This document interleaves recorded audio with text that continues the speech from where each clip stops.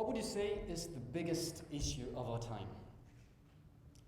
The environment, inequality, water, food security, housing affordability, or perhaps the overwhelming feeling of depression that comes once you realize that all are valid, urgent, and can lead to a potential global catastrophe. I don't think it's time for ideas. I think it's time for actions. And I'm here to share with you what I believe is the best starting point for collective action to lead to global change.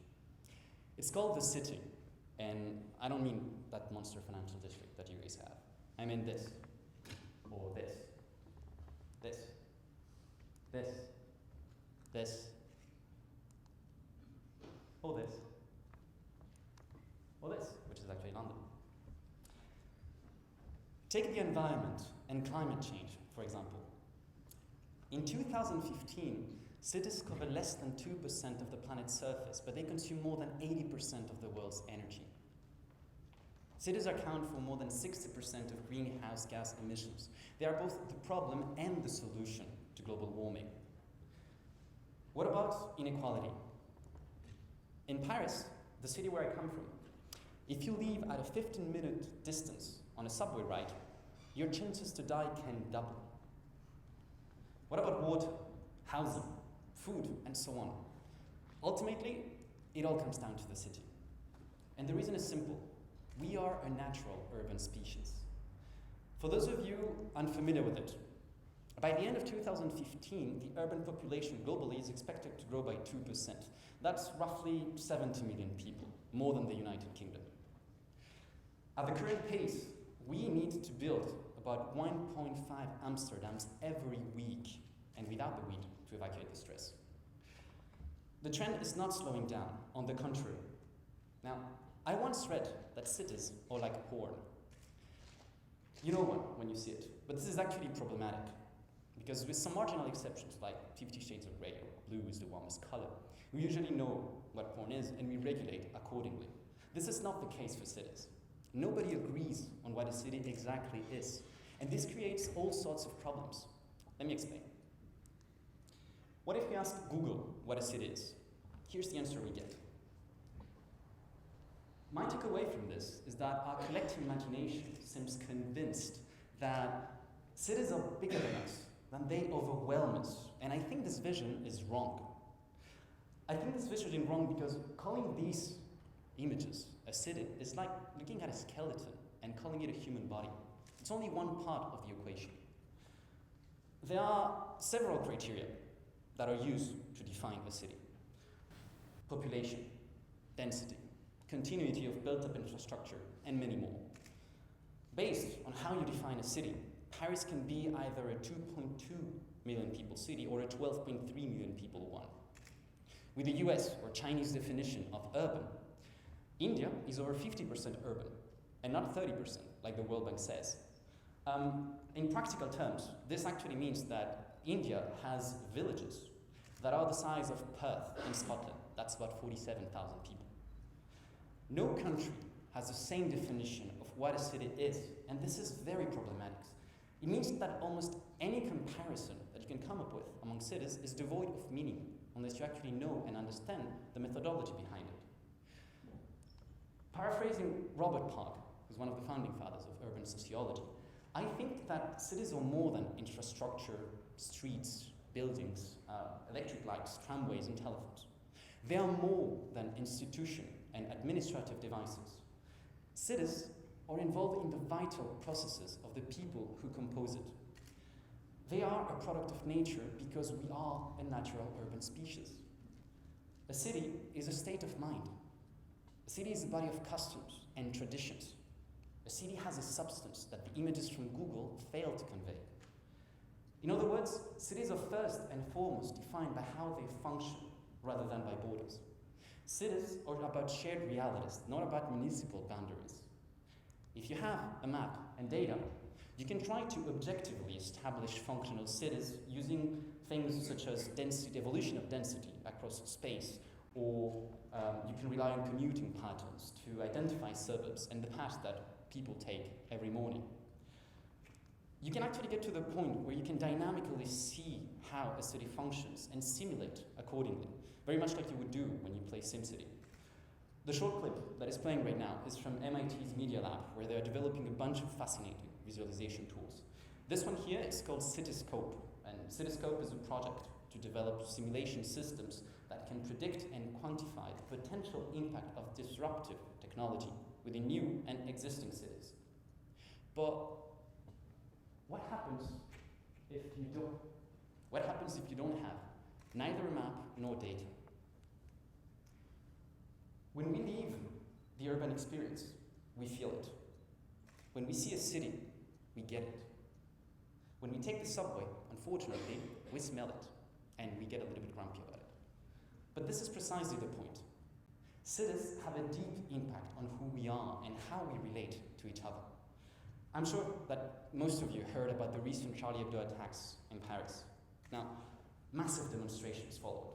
Most people, me included, wanted to go there with family or friends. Problem was that streets were submerged with people. It became virtually impossible to find the people you were looking for. And a lot of people ended up marching with strangers. Now, I was talking with a good friend of mine the other day about this, and she was telling me how that day made her realize how much in common she had with other Parisians, much more than what she actually thought. For the first time, she realized that she shared similar joys and also similar sorrows, and that she could feel totally okay while being surrounded by strangers. She became aware of the urban game. So yes, cities are dense. People agglomerate in them. Distance in cities is measured in time rather than kilometers. Public space creates experience. But I think that the one and most important feature of cities is precisely the very one that millions of Parisians, like my friend, felt not so long ago: anonymity. The urban experience begins when we don't know the people around us anymore. Now, that's the real challenge, accepting anonymity. Have you ever wondered why empathy has become such a buzzword over the past few years?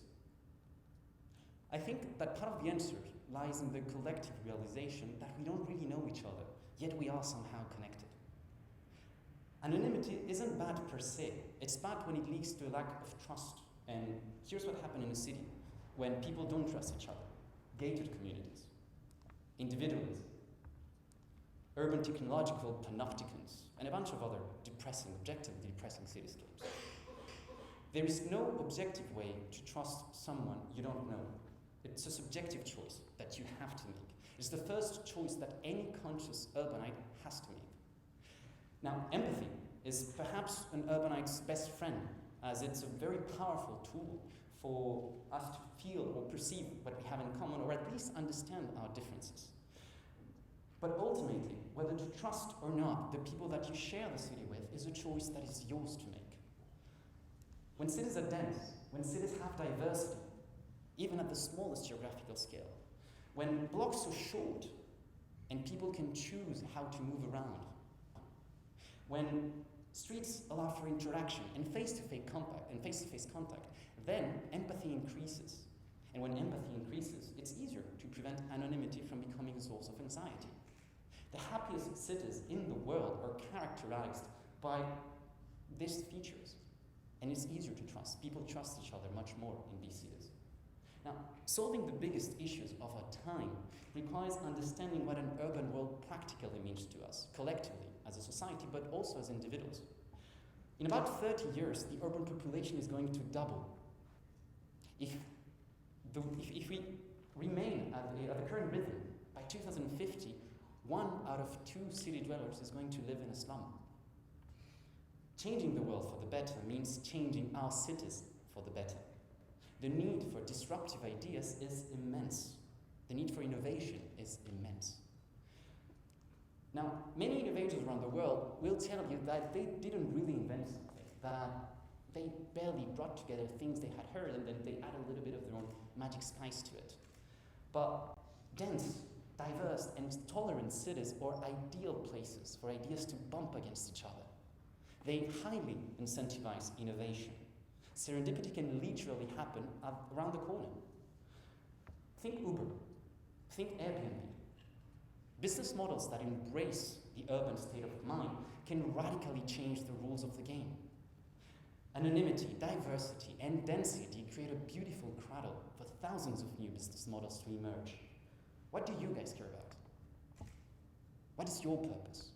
How can you reframe it from an urban perspective? Let me give you two examples that I find inspiring and that were built on urban premises. First, in the health sector. Among all but the poorest countries in the world, disabilities and deaths due to chronic diseases exceed those attributed to communicable diseases. This shift is directly related to urban lifestyles. From a society standpoint, the challenge with chronic diseases is to detect them early on, because if you don't, then they become really, really expensive to treat. Imagine if you were to equip health units with backpacks. Backpacks equipped with mobile health technology that would allow nurses to go and knock on people's doors, rather than wait for them to show up for a health check when they're feeling really, really bad. Now, this was tested in Rio de Janeiro, and the conclusion was that early diagnosis could help us save over $200,000 for 100 patients per year. Another example, because this would not work in non-dense environments. Another example, traffic security. In Bogota, former Mayor Antanas Mocas decided to hire 420 traffic mimes. 420 traffic mimes rather than increasing the police force to mock people and drivers who would violate the traffic code. Mimes would use ridicule to help people realize the lack of civic culture that they were displaying.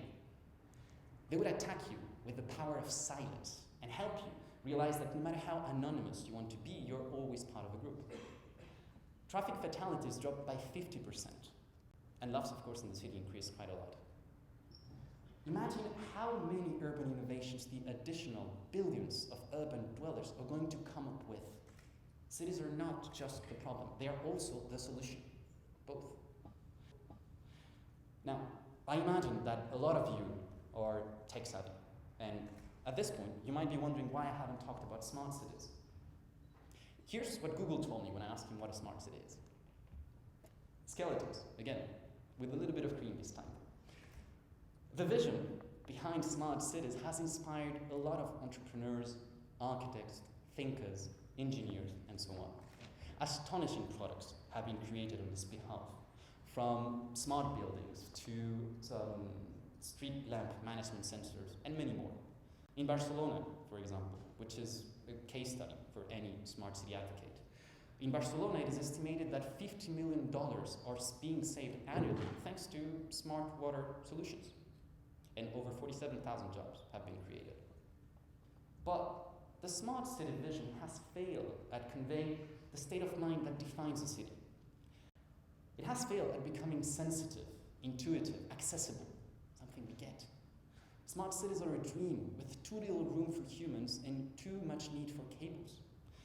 They are deeply rooted, I think, in our imagination as this sort of complex technology and network monsters that are managed by large technology corporations trying to get municipal funds. I think that technology has much more to offer than just the smart city. We need to thank those who actually gave us the first tangible vision of what a future where cities meet tech could look like. But it's time to move on. We need to write a new chapter. And I want to invite you all to think about this. Think about this vision. Think about what the premises of the city, of your city, tomorrow could be built upon. Dare to dream, because we need to dream. Be bold. Be ambitious.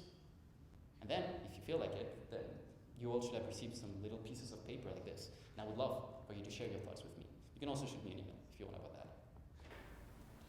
Urbanization is not happening equally around the world. In its 21st century version, urbanization is predominantly an Asian and African phenomenon. But the urban social cultural revolution is going to affect us all. Countries like India, China, Nigeria, or Indonesia will see increases in their urban population over 20 years of upwards 800 million people. However, in this globalized world that we live, again, this urban sociocultural revolution is going to have an impact on all of us. Fostering urban change means navigating extremely complex social spaces. But we are all on the same boat, and we all want it to go towards a happier collective future. Understanding what the boat can and can't do, trusting your fellow sailors, finding ways to improve the boat is, I believe, the best way, best starting point for collective change to lead to for collective action to lead to global change. So, are cities the biggest issue of our time? Probably. Are they the biggest opportunity of our time? Certainly. But does bigger mean better? As with many things in life, I think it's really about what you do with it. Thank you.